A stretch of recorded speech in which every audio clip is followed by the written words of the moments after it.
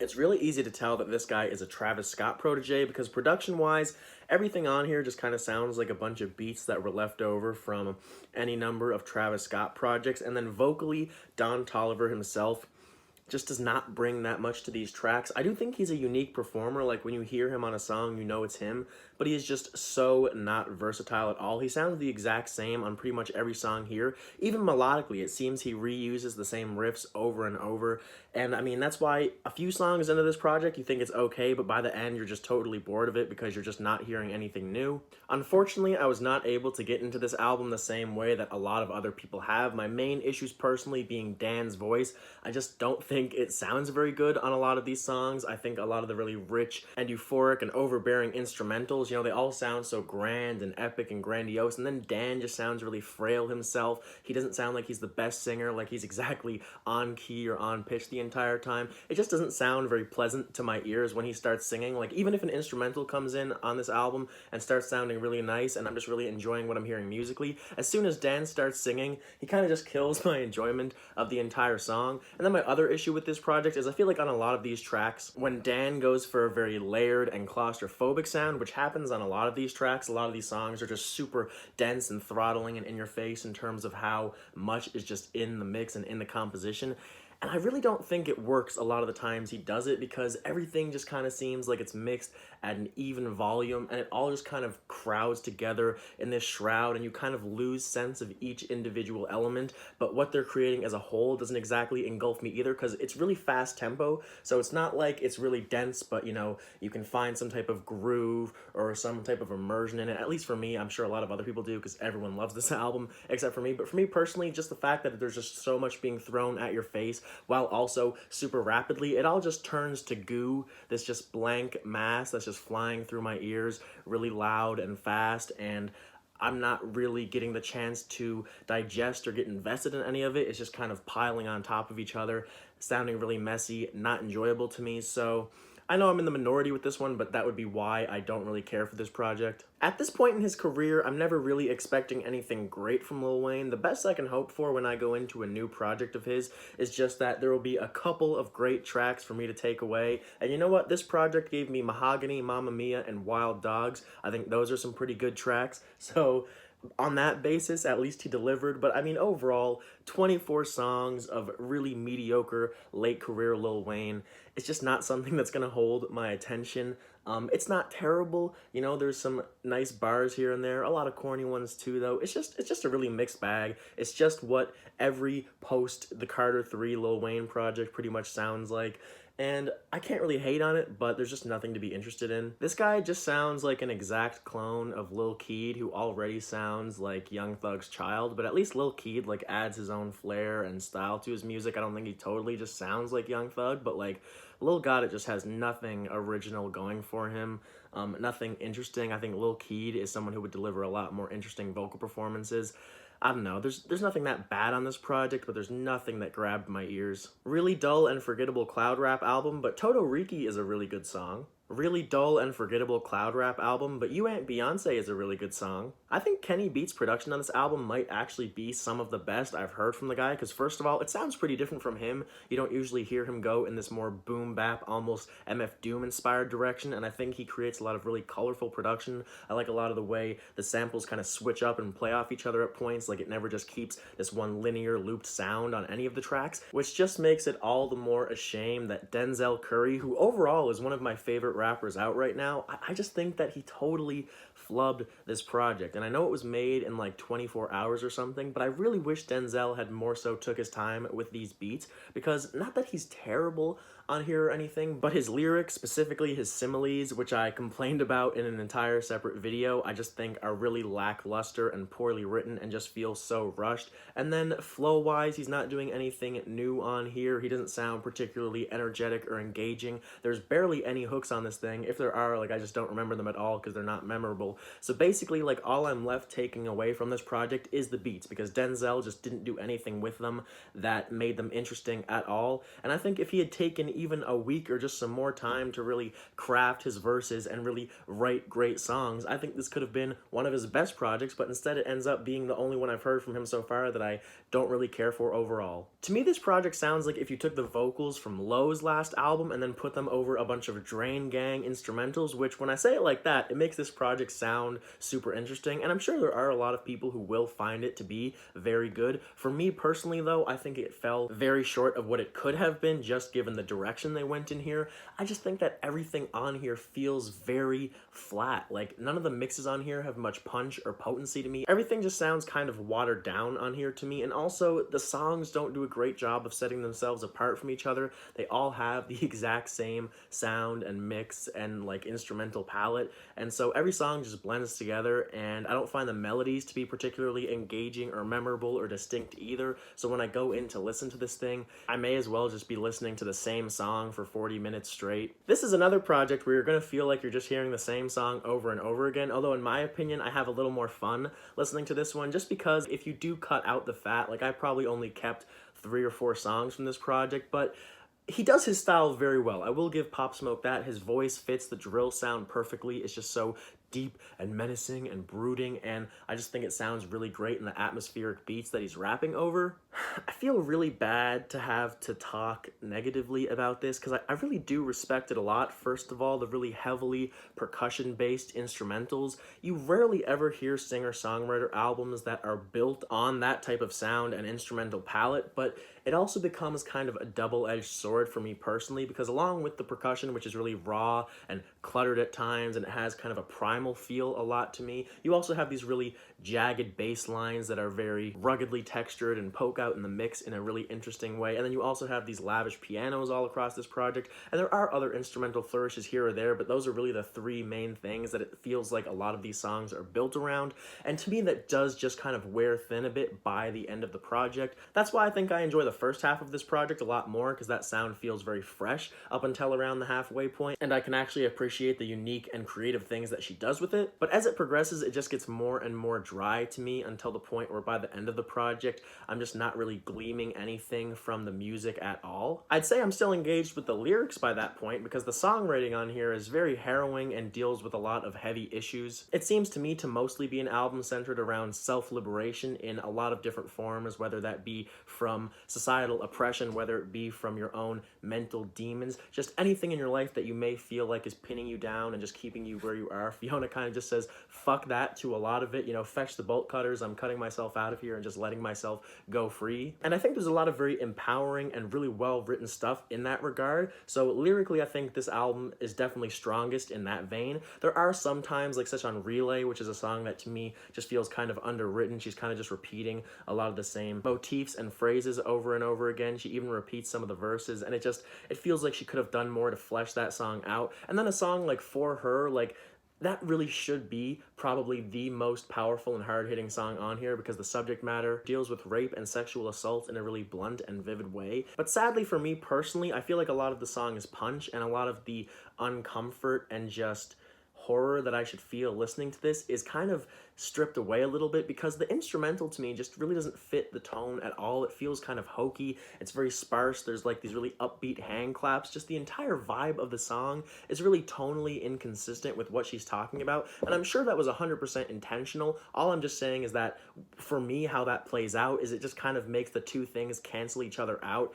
and just leaves the song not as holy shit, this is, you know, powerful as it should be, and I'm sure that it is for a lot of people. Again, this is just 100% my experience with the album, and I appreciate the album a ton, and I like an album like this, I can see how special it is for a lot of people, and I hate having to criticize it at all, but I also have to say my honest opinion, so I'm just giving you guys a few of the reasons why it didn't quite get there for me. The Weeknd is an artist who has always held kind of a weird spot for me personally, because I do consider myself to be a fan of his music, and I do listen to him a lot. But the thing is, I've never fully loved an entire project of his. I think he has some good projects, and he has tons of fantastic songs that I constantly am playing, but for some reason, he just can never deliver on a full project. And sadly, even with one like After Hours here, which just so many people have hyped up, and I know a lot of people think is fantastic, and I really wish I was on the same wavelength, and for a lot of the material on here I am, but once again, the end result for me just happens to be a mixed bag. There are lots of songs on this, I'd say maybe even close to half the track list, that I think ranges from good to literally perfect, but then everything else on here just kind of doesn't do it for me and just feels like he's not doing anything new with them. I mean, take a song like Snow Child, for example. His entire flow and melody on that song is literally pretty much the exact same as the one from Tell Your Friends off of Beauty Behind the Madness. And so when I hear that, all I can think is, I've literally heard this exact same thing from The Weeknd before on a song that I like a lot better. So, you know, bringing it to this new context just over some new production doesn't really do it for me. There's no reason for me to want to return to that song ever again. Songs like Scared to Live, Escape from LA, In Your Eyes, they're not bad, and they do have cool choruses kind of, and the production sounds really glossy and pristine, and it's very well produced, the entire album, but he just doesn't really bring anything more to those songs than that. They're decent R&B songs that while they're on, they sound good, they're not unenjoyable, but as soon as they're done, there was nothing about them that held an identity of their own or that made me feel like it was worth revisiting. And I've given the album plenty of tries, but to me, those type of tracks just always get lost amidst the ones that are really fantastic and do have really great songwriting and do have a lot of really unique features. I mean, on a song like Hardest to Love, with those breakbeats in the instrumental, I mean, that's something I've never heard from him before, and he executes it really well. It sounds fantastic on the track and is a style that he's never pulled from before and that blends really well with his own music. And that's the type of stuff that I love to hear from him. A song like Alone Again, the way that song progresses, I mean, every phase of this song sounds immaculate to me. Honestly, this might be my favorite Weeknd song to date. The production sounds so shiny and glistening, and it really just paints this really spacey, gorgeous atmosphere that I love diving into. And then on the back end of the song, when you get those bloody, massive bass hits that just kind of fill up the song with this really epic feel, and then when The Weeknd does those elevating vocals, like the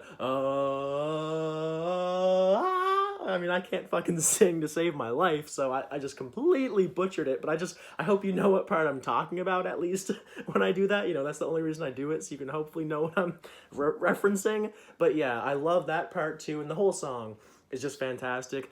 And yeah, there's a lot of great stuff on here I could talk about. You know, Blinding Lights, I love that 80s feel, super catchy chorus. The synths just have a really danceable vibe to them. I love the really slow build and sinister feel to the title track. There is a lot of great stuff on here. Unfortunately, there's also just a lot of material that falls flat, doesn't quite do it for me, and just blends in and kind of fills out space on the album. But when I cut it down to my favorite tracks, I'll be playing those tracks a lot. It's just, as a whole, I can't get into this. I don't think there's another album this year that trolled me more than this one did, simply for the fact that the first track on here, So Heavy That I Fell Through the Earth, I think is not only fantastic, but the direction that Grimes goes in on it, I think is very interesting, and I think works for her extremely well, because it's more this kind of slow-paced, atmospheric, dark and cloudy sound where Grimes uses her really ethereal and otherworldly vocals more as a complement to the track, like she's becoming part of the instrumental herself. I think it's a lot more loosely structured and immersive than most her other material. It definitely strays away from her typical pop structures and overall pop sound. Like, there's no catchy chorus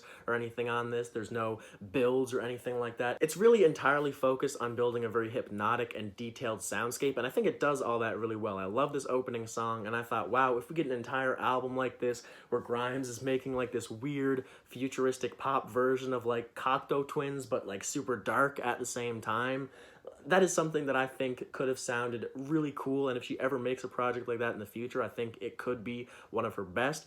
But then after this track, she kind of veers back to more of what we're used to from her, except just not executed as well. A lot of the tunes on here just lack punch, they lack memorability, they lack catchy choruses, they lack much that makes them distinct. You know, there will be songs that just have one interesting factor here or there, like the acoustics on Delete Forever, the vibraphones on 4 AM. There are flourishes here or there where it feels like something new, my ear perks up, it catches something about the track that makes me remember it, but overall, like, I'm just not getting much out of these songs. Like, the very first time I checked out Art Angels, I remember as soon as that album ended, I replayed it immediately because I thought it was so fantastic, but on that second listen through, directly after the first one, I felt like I already knew every single one of the songs. I was already singing along to the choruses, and it already grabbed me by the throat and said, I am one of the best albums you've heard all of 2015, and I think this album here just lacks the songwriting prowess that Art Angels had, and I also think the production on Art Angels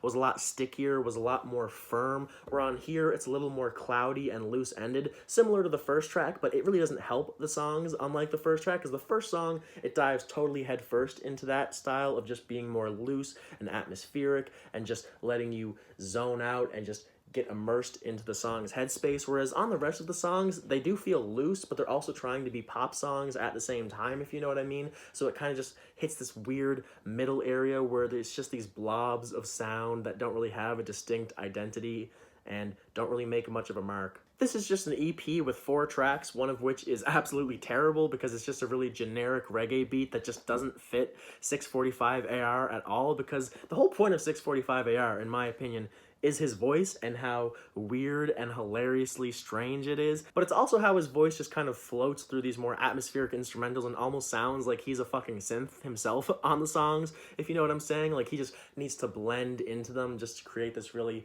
magical feeling surrounding the songs, but when he's just on this really limp ass reggae beat, whatever the hell that song was, and he's just doing his thing on top of that with no atmosphere whatsoever, nothing cloudy or immersive about the song, then it just sounds really awkward and stupid, and I'm sure 645 AR just sounds stupid to a lot of people anyways, but at least for me, on the 3 other songs on here, he sounds really good on the beats. I do love the 3 other tracks on here, which is why it's getting a positive score overall. I especially love One Way, whose skimmering, hazy beat carries 645 AR's vocals in a satisfyingly trippy manner, and also Russia, which just has a monstrously heavy beat, and it just sounds kind of eerie and epic at the same time, and the song overall just kind of slaps. While the songwriting on here doesn't hit quite as hard for me as it did on Swimming, and the overall concept of Swimming I think was also a little more well done just as a whole project, and I also think some of the songs on here are a little too polished, a little too clean sounding, to the point where they sound a little bit cheesy, but overall this is a nice continuation of the Swimming saga for Mac, a very beautiful, peaceful, you know, way of leaving the world with this project. As far as posthumous projects go, this is one of the better ones that I've heard in a while, and I'm glad it came out. It's a nice cap on Mac's discography. You can tell it's something that he wanted to be out in the world, and so I'm glad that it is. It definitely has some really great tracks, and just rest in peace, Mac Miller. If you're a fan of the whole slum scene and underground hip-hop, you know, guys like Mike, Medhane, Navy Blue, Pink Saifu, that entire crowd, then this is one worth checking out just if you're a completionist of that type of music like I am, just because I love all those guys. I think they're all doing super creative stuff. I think it's just such a unique and fresh sound for hip-hop that, you know, it's still not gotten old to me yet, so that's why I do enjoy a project like this, but this is very low tier as far as that stuff goes, and if you're not a fan of that sound, there's no reason why you'd like this one. This is really a project you check out if you're a completionist of that sound and you just want to hear everything from it. Then there's some decent music on here, but overall there's nothing special about this or unique about this that you haven't already heard on not only any other Medhane project, but just any other project in this vein of music. This is a really interesting project for G Herbo in a few ways. First of all, there's his flows on here, which are a lot less crazy and offbeat than you're used to from him, especially from his earlier stuff, which I think really suits the more mature perspective that he is going for on here. As the title suggests, most of the content on here is dealing with him reminiscing on his tougher days, his darker days, his past, and just kind of having to come to grips with the fact that it still is haunting him to this day, despite the fact that he may be physically removed from that situation. He may not be in that predicament anymore. It's not something you just get over, you know? That's something that you carry with you for the rest of your life. And just hearing him deal with that on this project, you know, it also has a very solemn, less aggressive tone, especially when compared to his other projects. Like, it really does feel like he is doing something on here that for him is a big deal. Like, I think as far as this project goes in G Herbo's own discography, it is a big one, and on that note, I really like it a lot. Just as someone who's listened to his work over the years, hearing this, and especially the fact that he does do a lot of it really well, there are a lot of really powerful moments on here, a lot of bars that I hear, and they make me wince just in the way where it's like, man, that's just so fucking sad, but it's also so real at the same time. There's one line he has on the intro where he says, ever since a kid, he's seen coke all around him, born to hustle, that's his only hope, all around him. And I think that line right there kind of distills the entire theme and concept of this project, and that's just where everything spawns from that. There's a lot of cool ideas on this project, although it's not the most experimental or unique thing Sybyr has ever done, but songs like Hot Headed or Shoving Myself Away or Deep Blue or Veins, there's a lot of stuff on those songs where it's like, okay, this guy is definitely bringing a fresh sound and some fresh ideas to trap that are much needed, and I'm really glad that he's someone who has made a name for himself in the genre. But there's also some tracks like White Noise and Only Way where it's like, this really just does not sound that special, even by your own standards, Sybyr. Like, this is not in the upper echelon of his best projects at all to me. So, you know, if you're a Sybyr fan, again, it's one worth checking out. And I do think there are some great tracks on here, again, like Fuck You Mean. Honestly, that song is not even that crazy in terms of how it sounds or anything. I just fucking love his flow on that one and just how it works off the beat, and it just creates this really irresistible groove that I just cannot turn that song off. Pretty much the exact same thing I said about that Medhane project applies to this one, except this time it's if you're a fan of the whole Mac Homie, Ka, Rock Marciano, Billy Woods, Elucid type of scene, because, you know, this is some good stuff. I enjoy this when it's on, but it's just because I'm a really big fan of this style of underground hip-hop. So when I hear a project like this that's really short, you know, it's not testing my patience at all, and the material on it, it's really good, it's really solid, I just really can't hate it. I have to enjoy it because the sample work is really good, the overall mixing and everything, it just creates the really specific vibe that I want to hear when I'm listening to this project. The God Fahim, you know, he's delivering some memorable bars here or there, his flows work really well with the instrumentals. Like, it's just a well put together underground hip-hop project. Again, not doing anything crazy, not doing anything new, but if you're a fan of the style, then you may as well check it out, and you'll probably enjoy it to some extent. Production-wise, this album is pretty fantastic. Even though these beats do have that signature Pierre sound and Pierre feel to them,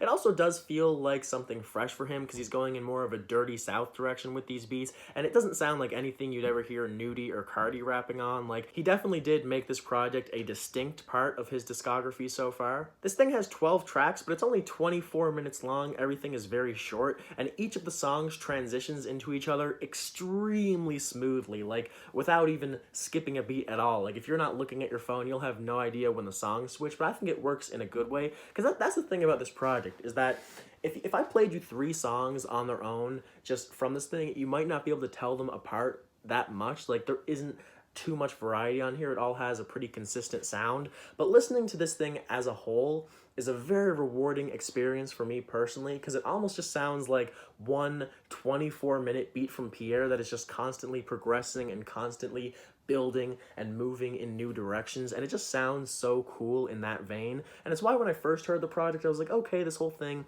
has a pretty samey sound overall. This Jelly guy is not the most distinct or interesting rapper. He's not bringing that much to the table. Like, it's just kind of okay. But then I just couldn't stop playing this thing, and it really was just because, as a whole, it works really well as an album. The flow of it, the transitions, the world it builds, the instrumental palette, everything about it just really sounds fantastic and is very satisfying to me personally. And even Jelly as a rapper, I do at least appreciate that he takes these beats and he does the bare minimum with them to make them good tracks, if you know what I mean. Like, he makes them more than just the beats. You know, he does have choruses on here that'll stick in your head. He writes songs that actually feel like songs and not just snippets or random loosies or just unfinished shit. Like, it feels whole and complete, and so I can give Jelly that much at least. And there are songs like Numb where lyrically he does have a bit more to say and he engrosses me a bit more, so I don't hate what he brought to this project. I think he is pretty decent on here, and so when you add him being decent on top of fantastic production, you get an album that is not great, could have been a lot better with better performances, but it's still something that I've been playing a ton and will probably continue to play a ton just for what it brings to the table that I feel is kind of unique as a whole. This is a really, really well-textured EP. Like, a lot of the sounds I'm hearing on here are just so effectively haunting and eerie and just build this really foggy world that I'm kind of getting lost and confused in a bit, especially some of the longer tracks like Impeach and Laura. I just really enjoy what those songs do to keep me captivated for their 10 or 12 minute run times. Like, they're very low key, very reserved, but it's the type of music that if you just have the patience for it, if you just sit down and just kind of let it wash over you, there's just so much fascinating going on, and it really is genuinely fantastic at points. Also, the song She Passes By is one of the most effectively haunting and chilling things that I've heard in a while. These really washed out, kind of grainy sounds are just kind of swinging around my head, just swishing around, making me feel very lost and like something is wrong. And then those eerie vocal samples that are just kind of panning around the song, they just kind of make me feel like I'm in a horror movie and like I'm about to be attacked by a very terrifying clown or something like that. And yeah, it just is a really good job of building the type of sensations that it's aiming for. I don't really have much to say about this one because if you've heard Bandana, then you know exactly what the entire project sounds like. The one thing I will say about this that I really enjoyed listening to it for was that on some songs like Half Main Cocaine or Palm Olive, there's a lot of details, really tiny details in those beats that I kind of missed when I just heard the project, you know, with Freddie rapping over it, and then just getting to hear the beats on their own. There's a lot of beats on here that are a lot more detailed than I originally realized. So if anything, listening to this project, all it's really done is just make me appreciate the original Bandana more, because at the end of the day, if I have the option to hear these great beats by themselves, that's pretty good. But if I have the option to hear these great beats and then also Freddie Gibbs rapping his fucking ass off and delivering probably the best verses of his entire career on top of them, then I'm always going to go for the original. So there's no reason for me to listen to this more than once, but I definitely did enjoy my listen, and they still are great beats. So like, it is a good project. It's just that it's just beats.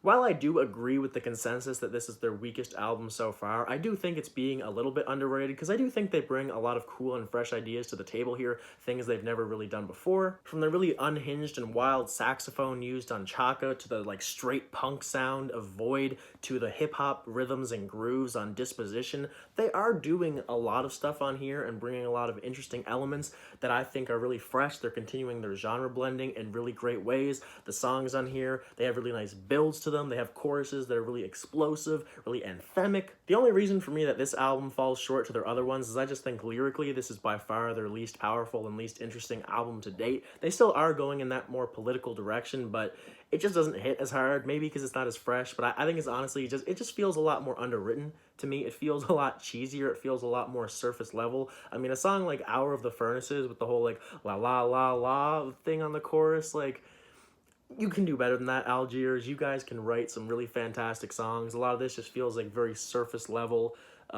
political music, if you know what I mean, lyrically. So musically, I really do think this is up to par with their other releases. I just think that lyrically, this one was a bit of a letdown. Young Nudy is honestly one of my favorite modern rappers, but I am slightly conflicted when it comes to this new album of his. Obviously, from the score, you can see that I did come out really liking it, but the reason I'm just conflicted is that the songs on here, they are good. Nudy's rapping, I think, is better than ever, to be honest. I think this is the best that he has ever rapped on a project. His flows are a lot more rapid fire and a little more complex. And like on a lot of these songs, he just keeps going and going and doesn't stop. It's really relentless. And on that facet alone, he's really entertaining on this thing and really never loses my interest. Just how he's kind of just always coming at me, always switching up his flow. He keeps going in new directions. He kills these beats. Like Young Nudy, I have no complaints with him himself on this project. And there's even songs like I Won't Flex where he's also doing some more interesting things as far as his vocal manipulations and vocal inflections go, doing some weirder stuff with his voice. My one source of confliction and confusion with this project, it just comes from the beats, and the beats are good, and that's the thing, like, they are good beats, it's just, they feel really sparse and bare bones at points, and Nudy can make that work. It's just, some of these songs, I just feel like they should have more to them, or even if they are the same, I feel like their mixes should be a bit different, because sometimes the mixes just come off a little stiff. It's like there's nothing holding the bridge between any of the elements in a given track. It's just like I'll hear the drums, which are very linearly placed and spaced out. I'll hear the synth line, which is just kind of layered on top of it. I'll hear maybe some bells and whistles here or there, but it's kind of just like really clankily placed. It doesn't feel like there's much synergy between the elements of a given instrumental. It all kind of just feels flatly laid together, and then young Nudy just pops on top of it. And I think with a lot of his other music, maybe I'm just spoiled, because he really does have some of the better mixed and engineered trap music that I've heard in the past 5 or 6 years, so that is something that I'm expecting going into a young Nudy project. And I know that overall he's working with a lot more different producers and stuff. You know, he's not just working with Pierre on this one. I guess I can't hate on that and him going out and doing a little more of a different sound for him, and I do think that this does have a distinct sound for that reason from all of his other projects.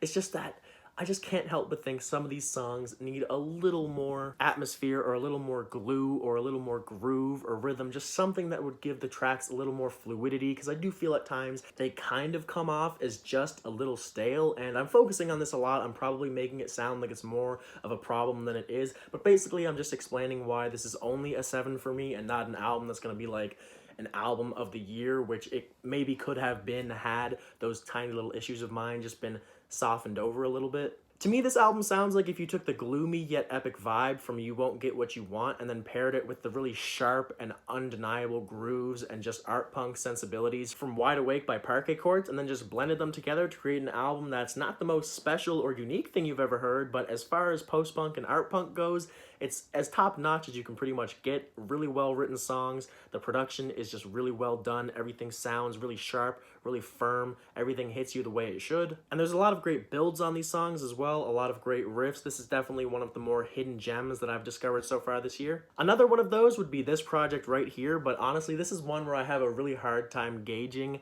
if other people would like it as much as I do. It's like this lo-fi sounding cloud rap / trap album that, you know, if you're not into those styles of music in the first place, don't bother. But what I really like about this project is I think that Bootychaaain and Black Kray, first of all, I think they have really great chemistry, and a bit of background information, these two are dating in real life, which is, you know, the whole point of them working together on this project, and why the whole thing has a very lovely, very sweet, very intoxicating vibe, and why when I listen to a lot of these songs, I just want to go out and fall in love with someone. It's very ride or die as far as the content goes, and the performances from these guys, I think, are really well suited for the tracks. Like, they're not flashy or in your face or anything, but just the way they weave themselves in to almost becoming like a part of these beats, it's really effective to me, especially given the way they kind of will just trade off verses and lines and hooks and stuff here or there, and they're just kind of back and forth the entire time. It feels very synergetic and like they're circling around each other in a very magnetic way. Compared to Eternal Atake, where I feel like Uzi went in a more different direction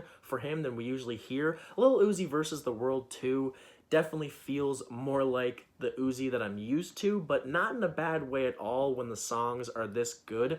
This does feel also more just like a collection of tracks, whereas Eternal Atake, I think, works better from front to back. But when the songs on here are as good as they are, once again, I just can't complain. There's maybe 2 tracks on here that I think are just decent and not that special, and the rest of them, they all have something about them that I think is wonderful, whether it's the features, and I mean Future, Young Thug, 21 Savage, Young Nudy, even Nav, honestly, is really good on here. Like, all the features on this thing, they play their role well, they fit whatever beat they're on, they add a ton of character and personality to their respective tracks, so they all do wonderful. And then Lil Uzi himself is just brimming with color and passion and eccentricity and just everything you want to hear from Lil Uzi all over these songs. So this is just a collection of awesome Lil Uzi Vert songs, some of his best to date. So this is one of my favorite projects from him, although I'll talk about Eternal Atake in a second. I don't think it's quite as good as that one. Just a simple 2-track single from Ichiko Aoba, and the second track on here just feels like more of the same goodness that you're used to from her, but I especially love the first track on here because it brings these woodwinds into the mix and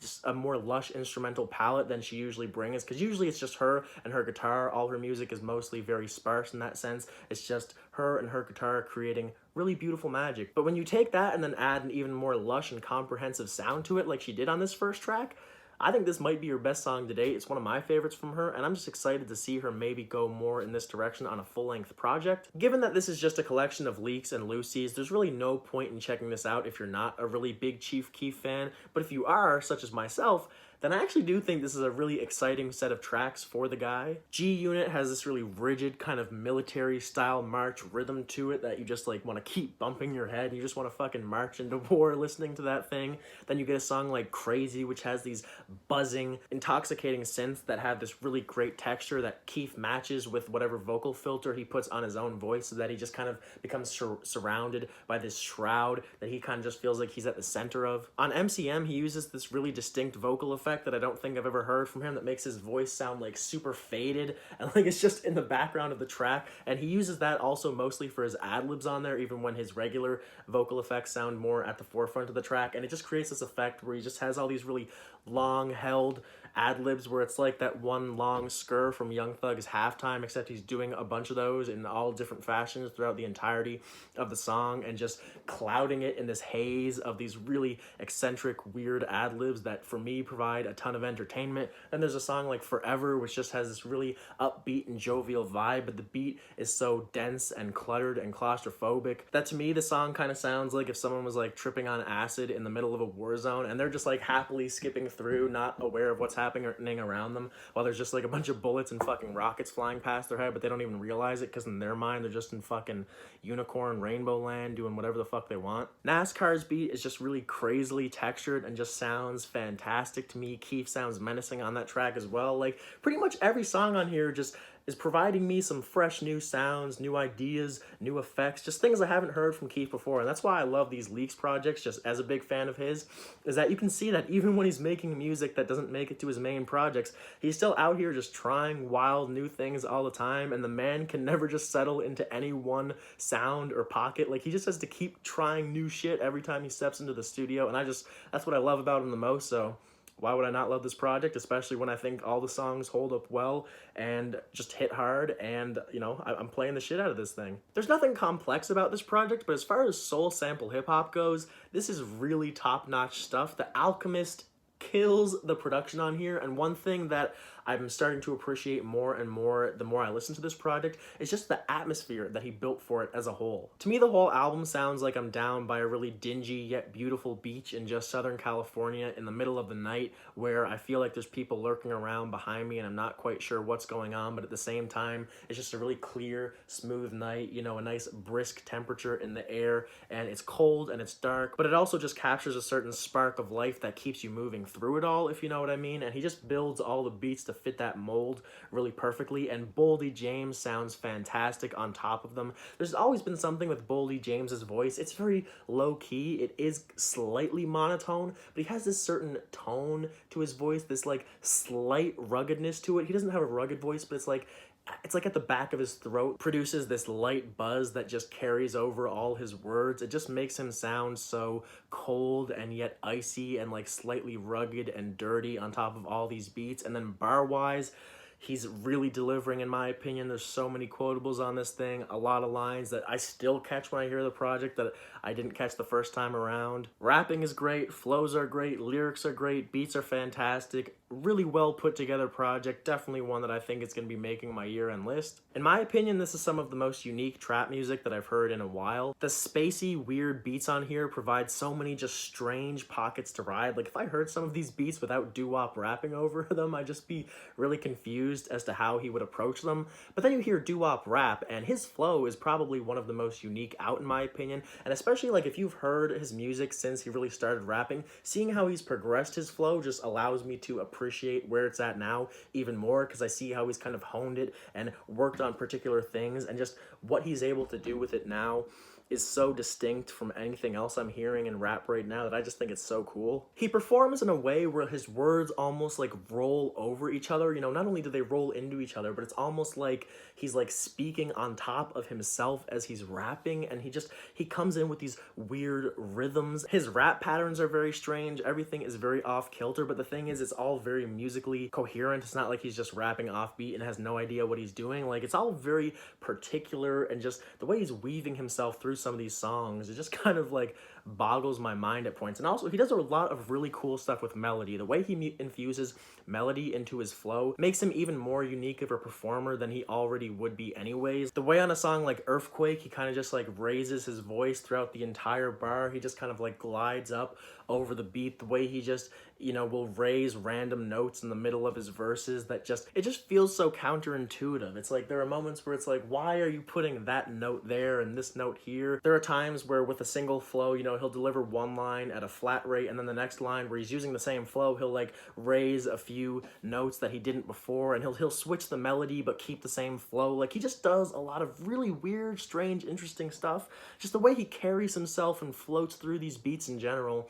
I just think there's a lot of cool stuff going on, and I think he's definitely a guy I'm going to be looking out for, and this is already one of my highest played albums of the year. Like I said before, I think this is a really great front-to-back project for Lil Uzi. First of all, I think the 3 phases that this album goes through, all of them are very distinct. Like, you can clearly tell when one ends and the other starts, but I think he also got the order of the 3 parts correct, because he starts off with the more upbeat, rapid-fire flow, alien-like sounding songs, then he transitions into this kind of middle ground where you're getting these kind of spacey, washed out, cosmic, more pop sounding tunes from Lil Uzi, and then on the back end you hit these songs that have more of a solemn feel to them. Lil Uzi opting more for vulnerably sung vocals, and I just think the way that the album flows from front to back, everything transitions nicely into each other. They all have this really spacey, cosmic sound. You know, the cover of this album, I think it does fit it very well.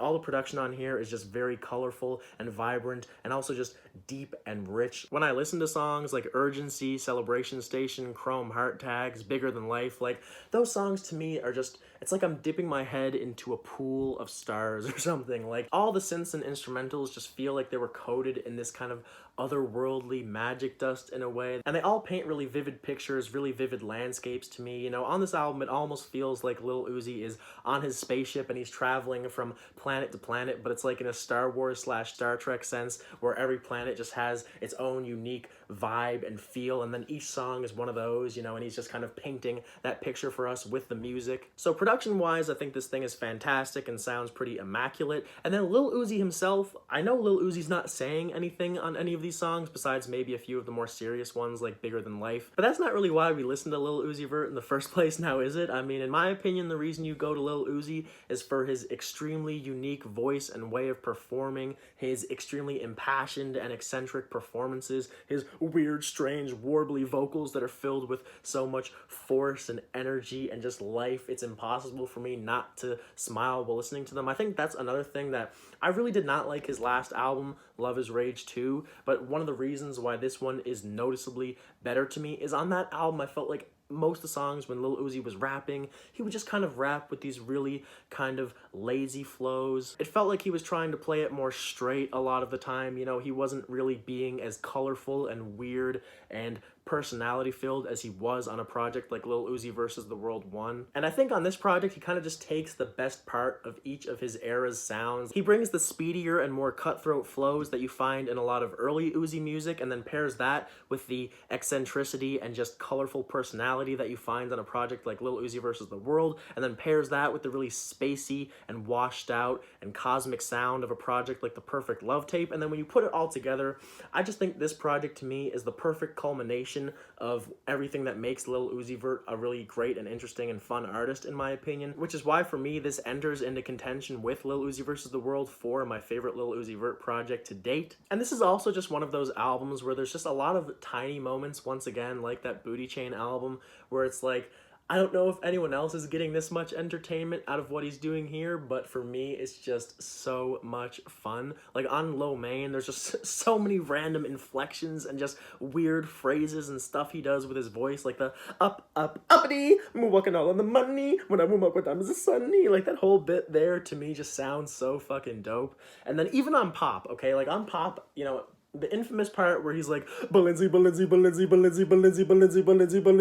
like, I'm not gonna lie, that's one of my favorite moments on the entire album, just for the sheer absurdity of it, and also, like, the way he leads into that part, like, his flow gets trippier and trippier, and it's like he's just kind of, like, slowly losing his mind as that verse progresses. You know, his rhythms are getting weirder, he's kind of like, it sounds like he's doing this, just swerving around as he's rapping, and then he falls into that Balenci part, and to me, it's like he's just, like, at the end of his wits. Like, that whole verse, like, everything leading up to the Balenci part is like he's just spiraling out of control on a drug trip, and then once he hits that Balenci part, it's like he's in a Balenciaga K-hole and just can't escape it, so that all he can fucking do is just scream, Balenci, Balenci, Balenci, Balenci, Balenci, Balenci, and it's just so manic and weird feeling, and then you add it to the production on that song with those weird warping synths that are kind of fizzing up out of the ground, and it just creates this really unique vibe to me that is maddening in the most entertaining way possible. And who knows if Lil Uzi was being that particular and careful with trying to construct that type of feeling when he made that song, but all I really care about is the end result, and the end result to me and that part is just weird as fuck, and I think it's cool. Coming off of Safe in the Hands of Love, this is just such a crazily different direction to go in that based on that alone, I respect this album so much, because he went from making one of the strangest electronic-tinged art pop releases of the entire last decade to making this like straight up dream rock slash dream pop slash whatever album, and thankfully, he also does it really damn well because the songs on here are fantastic. You have Kerosene, the way that song builds up with the guest vocals and both of them just singing so passionately, and oh my god, the way the guitars start layering on top of each other. That song is just utterly euphoric. Dream Palette has those strange kind of firework sounds padding out the background, which give it this really otherworldly, mysterious feeling that I think suits it really well. Folie Imposée and Strawberry Privilege have these stranger vocal performances from Yves and are also really lyrically potent, and the way those songs kind of work out make them sound really distinct to the rest of the stuff on here. Superstars, Medicine Burn, and Gospel for a New Century are all songs that are just catchy as hell, super well written, songs that will get stuck in your head and that you just want to keep playing over and over again. The whole sound of this project is very romantic and dreamy, and it sounds nothing like anything Yves has ever done before, and it just kind of solidifies him as one of the most creative artists working in the entire world right now. I'm gonna be honest, like, I struggle coming up with the words to properly describe how special this album is, but just in a basic sense, it's so deeply immersive and gorgeously and richly and just tangibly textured, and every song just immerses you in this entirely new headspace, but it's, you know, coherent with everything else that's going on, and the drums on this thing sound impeccable. The mixing is like, everything is just perfectly placed. Everything is as prominent as it needs to be. There's nothing about this that at all sounds messy or cluttered. Like, it just sounds like my ears are being given the greatest treat of their lives. This has been a very special album for me so far this year.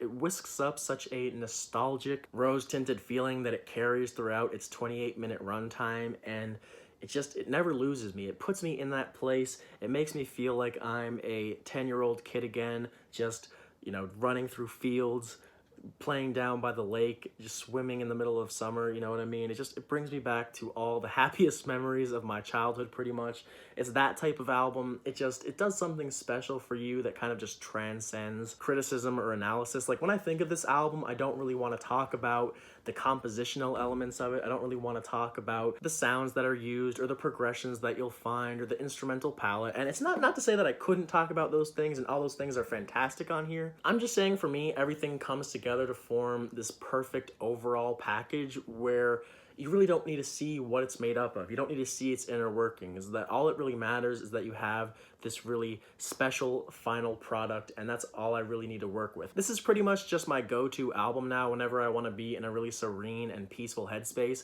You know, if I'm going for a walk down through the forest, I want to throw this album on. If I'm studying, I want to throw this album on. If I'm, you know, trying to go to sleep, or you just want to block out some noise and I just want something really faint and comforting to accompany that, I want to throw this album on, you know? Anytime where I just want that perfect, peaceful state of mind, this album just sends me right there, and I think it's beautiful. I think it's fantastic. I love it.